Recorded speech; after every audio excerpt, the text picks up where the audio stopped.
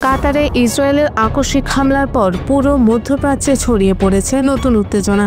এক সপ্তাহ আগে সেই হামলায় নিহত হন ৬ জন, যাদের মধ্যে একজন ছিলেন কাতারি নিরাপত্তা কর্মী। ইসরায়েল দাবি করেছিল হামলার উদ্দেশ্য ফিলিস্তিনের স্বাধীনতাকামী নেতৃত্বকে নির্মূল করা, কিন্তু এই ঘটনায় আরব ও মুসলিম বিশ্বে ক্ষোভের আগুন ছড়িয়ে দিয়েছে।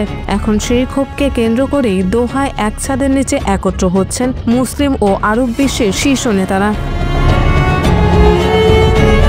ইসরায়েলের হামলার দিনই দোহায় যুক্তরাষ্ট্রের মধ্যস্থতায় গাজা যুদ্ধবিরতি নিয়ে গুরুত্বপূর্ণ বৈঠক চলছিল।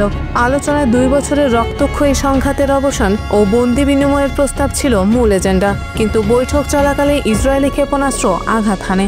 আন্তর্জাতিক কূটনীতিকদের মতে এই হামলা শুধু শান্তি প্রচেষ্টাকে ব্যাহত করেনি, বরং আঞ্চলিক নিরাপত্তা সংকটও বাড়িয়েছে।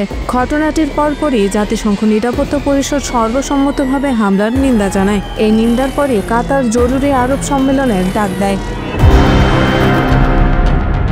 কাতারের প্রধানমন্ত্রী আল থানি নিউ ইয়র্কে মার্কিন প্রেসিডেন্ট ডোনাল্ড ট্রাম্পের সঙ্গে বৈঠক শেষে স্পষ্ট বলেন, দোহা একক কোনো পদক্ষেপ নয়, বরং সমষ্টিগত প্রতিক্রিয়ার পথে হাঁটবে। ইতোমধ্যে আরব লীগ ও ইসলামিক সহযোগিতা সংস্থা ওআইসি এর অন্তত 70টি দেশের নেতারা বৈঠকে যোগ দেওয়ার বিষয়টি নিশ্চিত করেছেন। ইরানের প্রেসিডেন্ট মাসুদ পেজিশকিয়ান, পাকিস্তানের প্রধানমন্ত্রী শেহবাজ শরীফ ও মালয়েশিয়ার প্রধানমন্ত্রী আনোয়ার ইব্রাহিমের উপস্থিতি বিশেষ গুরুত্ব পাচ্ছে। শনিবার ইরানের নিরাপত্তা প্রধান আলী লারিজানি মুসলিম বিশ্বকে সতর্ক করে বলেন, শুধুমাত্র নিন্দা বা বিবৃতিতে থেমে থাকলে পরিস্থিতি আরও ভয়াবহ হবে। তিনি যৌথ সামরিক অপারেশন সেল গঠনের প্রস্তাব দেন, যা সম্মেলনে বাস্তব পদক্ষেপের ইঙ্গিত দিচ্ছে। বিশ্লেষকরা বলছেন, যদি এমন কোনো কাঠামো গঠিত হয় তবে তা মধ্যপ্রাচ্যের সামরিক ভারসাম্যে বড় ধরনের পরিবর্তন আনবে। সাম্প্রতিক সময়ে ইসরায়েল গাজা ছাড়াও ইরান, সিরিয়া, লেবানন ও ইয়েমেনে একের পর এক হামলা চালিয়েছে।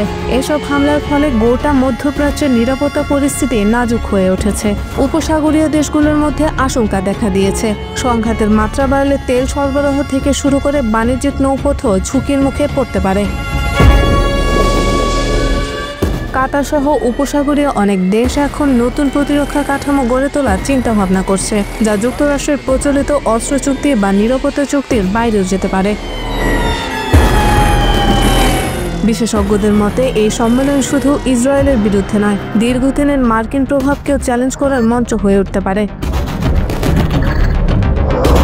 কূটনৈতিক পর্যবেক্ষকরা মনে করছেন, দোহায় এই সম্মেলন মধ্যপ্রাচ্যের রাজনীতিতে এক নতুন যুগের সূচনা হতে পারে। মুসলিম দেশগুলোর সমষ্টিগত অবস্থান যুক্তরাষ্ট্র ইসরায়েলের কূটনৈতিক চাপে বড় ধরনের পাল্টা ভারসাম্য তৈরি করবে। আর যদি সম্মেলন থেকে যৌথ সামরিক বা অর্থনৈতিক প্রতিরোধের সিদ্ধান্ত আসে, তবে তা বৈশ্বিক জ্বালানি বাজার ও পশ্চিমা মিত্রদের জন্য বড় চ্যালেঞ্জ হয়ে দাঁড়াবে।